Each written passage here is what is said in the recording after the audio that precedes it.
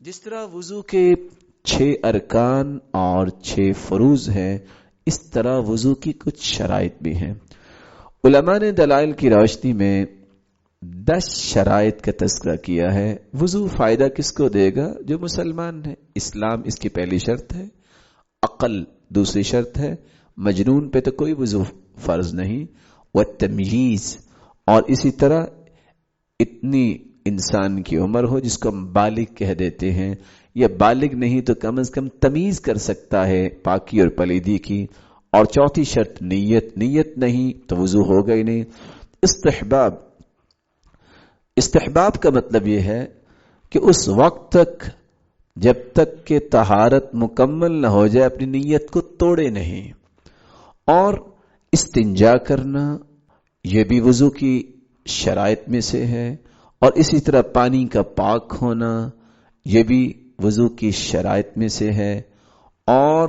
ہر اس چیز کو زائل کرنا، خواہ وہ ناخن پہ ہے یا جسم پہ ہے، جو رکاوٹ بن جائے کہ وضو کے اعضاء تک پانی نہیں پہنچ رہا،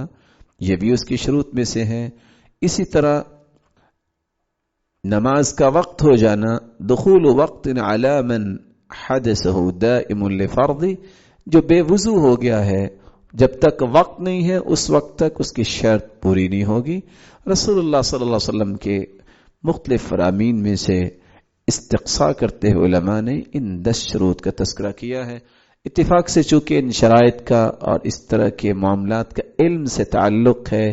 ہر شخص کو یاد نہ بھی رہے لیکن اس کا خیال رکھنا ضروری ہے۔ رسول اللہ صلی اللہ علیہ وسلم کے فرامین کو سامنے رکھتے ہوئے وضو کی سنتوں کو بھی بیان کیا گیا ہے۔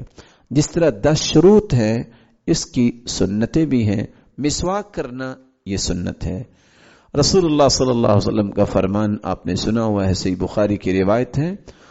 115 نمبر روایت، لولا ان اشق علی امتی لامرتهم بالسواک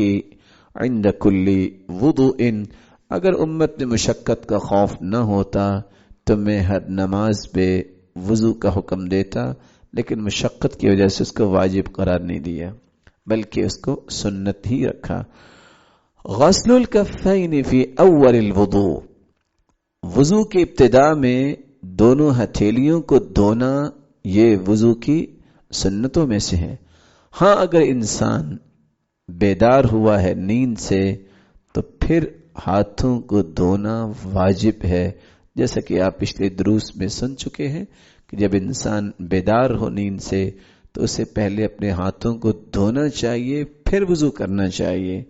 یا کوئی چیز پکڑنی چاہیے کھانے کے لیے، فإنه يجب غسلهما، اس وقت تو واجب ہوگا ان دونوں ہاتھوں کو دھونا، لیکن وضو کے شروع میں دونوں ہاتھوں کو دھونا یہ سنت قرار دیا گیا ہے، 3 مرتبہ ان کو دھویا جائے۔ رسول اللہ صلی اللہ علیہ وسلم نے اسی طرح تیسری بات سمجھائی، الدلک، ان النبی صلی اللہ علیہ وسلم بثلثی مد فجعل يدلک ذراعہ، اپنے بازوؤں کو اچھی طرح مل کے دھونا، یہ ملنا بھی وضو کی سنتوں میں سے ہے، جیسا کہ ابن خزیمہ کی روایت ہے اور اس طرح مستدرک حاکم کی روایت ہے۔ اسی طرح چوتھی بات، رسول اللہ صلی اللہ علیہ وسلم نے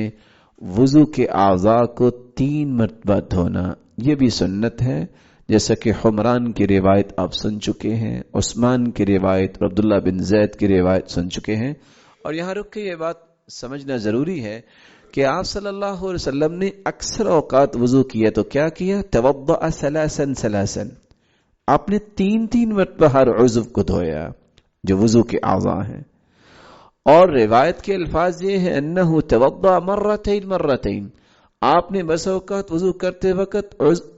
وضو کے اعضاء کو 2 مرتبہ دھویا۔ اور تیسری روایت کے الفاظ ہیں، اور یہ تیسری روایت بھی جو ہے رسول اللہ صلی اللہ علیہ وسلم کی صحیح بخاری کی 157 نمبر، اور جس میں 2 کا تذکرہ یہ 158 نمبر ہے، توضأ مرة مرة، بس اوقات آپ نے وضو کیا تو آپ نے صرف 1 مرتبہ ہر عضو کو دھویا۔ اور روایت کے یہ بھی الفاظ ہیں غسل بعض اعضائه مرتين وبعضها ثلاثا، بسا وقت آپ نے وضو کیا تو بعض اعضاء کو 2 مرتبہ دھویا اور بعض اعضاء کو 3 مرتبہ دھویا، جیسا کہ صحیح بخاری کی 185 نمبر روایت ہے، اور اس طرح 191 نمبر اور صحیح مسلم کی 235 نمبر۔ امام مالک رحمت اللہ علیہ بہر صورت کہا کرتے تھے آپ نے 1 مرتبہ بھی اعضاء کو دھویا، 2 مرتبہ بھی، 3 مرتبہ بھی، اور بعض کو 2 اور بعض کو 3 مرتبہ بھی۔ اس سے پتہ چلتا ہے آپ نے امت کے لیے آسانی کے یہ پہلو پیش کیے۔ اور امام مالک کا کہنا یہ ہے کہ ایک عالم، یہ صاحب علم و فہم ہے، وہ اگر 1 مرتبہ بھی دھوتا ہے تو ادراک کے ساتھ دھوتا ہے اور اچھی طرح دھو لیتا ہے۔ یہ 3 کا عدد جو ہے یہ عامت الناس کے لیے اللہ کے رسول صلی اللہ علیہ وسلم نے بیان کیا، اگر کوئی کمی رہ جائے تو 3 میں مکمل ہو جائے گی، لیکن ایک عالم اگر 1 مرتبہ بھی دھو لیتا ہے تو وہ انتہائی فہم کے ساتھ اور ان دلائل کو سامنے رکھ کے ہی وضو کرے گا جو اس نے پڑھی اور سمجھی، تو اس کے لیے 1 مرتبہ ہی کافی ہو جائے گا۔ اسی طرح وضو کی سنتوں میں سے وضو کے بعد دعا کرنا، جیسا کہ اشہد ان لا الہ الا اللہ اور دیگر دعائیں جو آپ نے پچھلے درس میں سنی، اسی طرح یہ بھی سنت قرار دی گئی ہے کہ وضو کے بعد 2 رکعتیں پڑھی جائیں، جیسا کہ آپ نے حمران کی روایت پچھلے درس میں سنی، اور عثمان اور عقبہ بن عامر اور بلال رضی اللہ تعالی عنہما ان کی روایتیں آج سنی۔ اسی طرح اعتدال وضو کے اندر یہ بھی سنت قرار دیا گیا ہے۔ اعتدال کا مطلب کیا ہے کہ انسان توازن کو نہ چھوڑے، یا تو وضو کے اعضاء کو 3 مرتبہ دھوئے، لیکن 3 مرتبہ دھونے کا مطلب نہیں ہے کہ 10 منٹ 1 مرتبہ دھوئے، 10 منٹ دوسری مرتبہ۔ یہ اعتداء ہے، یہ ظلم ہے، یہ زیادتی ہے، یہ پانی کا اسراف ہے، نہ یہ وضو میں جائز ہے اور نہ ہی یہ غسل میں جائز ہے۔ رسول اللہ صلی اللہ علیہ وسلم نے اس لیے آپ نے روایت سنی تھی یہ 3 مرتبہ سے زیادہ کرتا ہے فقد اعتدى وظلم، اس نے زیادتی کی اور ظلم کیا، اور جو اس طرح پانی کا اسراف کرتا ہے یہ بھی اعتداء ہے، یہ بھی زیادتی ہے۔ رسول اللہ صلی اللہ علیہ وسلم نے کس انداز سے وضو اور غسل کے لیے کتنا پانی استعمال کیا، جیسا کہ آپ نے پچھلے درس میں سنا کہ آپ صرف 3 سا کے ساتھ فرق جس کو بولتے ہیں عربی زبان میں غسل کر لیا، اور آپ نے کس انداز سے آج کل کے حساب سے آدھے گلاس پانی کے ساتھ آپ نے کس طرح وضو کر لیا۔ تو رسول اللہ صلی اللہ علیہ وسلم کان النبی یتوضأ بالمد، آپ ایک مد کے ساتھ وضو کر لیا کرتے، وَيَغْتَسِلُ بِالصَّاعِ إِلَى 5 أَمْدَادٍ، اور 5 مد پانی ہوتا اور آپ غسل کر لیا کرتے۔ عائشہ رضی اللہ تعالی عنہا بھی اسی بات کو بیان کر رہی ہیں، اور ام عمارہ رضی اللہ تعالی عنہا بھی، اور عبداللہ بن زید رضی اللہ تعالی عنہ بھی یہی بات بیان کرتے ہیں کہ رسول اللہ صلی اللہ علیہ وسلم نے انتہائی احتیاط کے ساتھ وضو میں پانی کو استعمال کیا۔ امام بخاری رحمت اللہ علیہ ان روایات کو صحیح بخاری میں بیان کرنے کے بعد فرماتے ہیں بین النبی ان فرض الوضوء مرة، ان روایتوں سے پتہ چلتا ہے کہ اللہ کے رسول نے بیان کیا کہ 1 مرتبہ دھونا تو فرض ہے، اور آپ نے 2 مرتبہ بھی دھویا، 3 مرتبہ بھی دھویا، لیکن 3 سے زیادہ نہیں دھویا۔ اس سے پتہ یہ چلا کہ 1 مرتبہ جو نہیں دھوتا اس کا وضو نہیں ہے، اور 3 مرتبہ یہ افضلیت کا کام ہے، اور 3 سے زیادہ یہ زیادتی اور ظلم ہے۔ ابن حجر اسقلانی رحمت اللہ علیہ فرماتے ہیں ان ساری روایتوں کو سامنے رکھ کے پتہ چلتا ہے کہ انسان 1 سے 3 کسی بھی پہلو کو اختیار کر سکتا ہے، شرط یہ ہے کہ اس کے وضو کے اعضاء اچھی طرح دھو دیے جائیں۔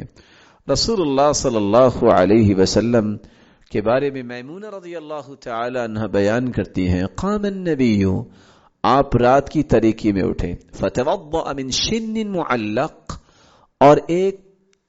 چھوٹا سا برتن لٹکا ہوا تھا جس میں پانی تھا، وضوءا خفیفا، آپ نے خفیف وضو کیا۔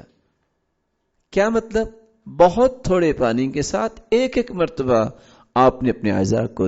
دھویا، وضو کے اعضاء کو، وقام یصلی، اور آپ کھڑے ہو کے نماز پڑھنے لگ گئے، اور یہ صحیح بخاری کی روایت ہے۔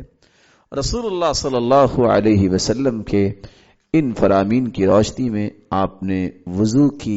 सुन्नतों को जाना।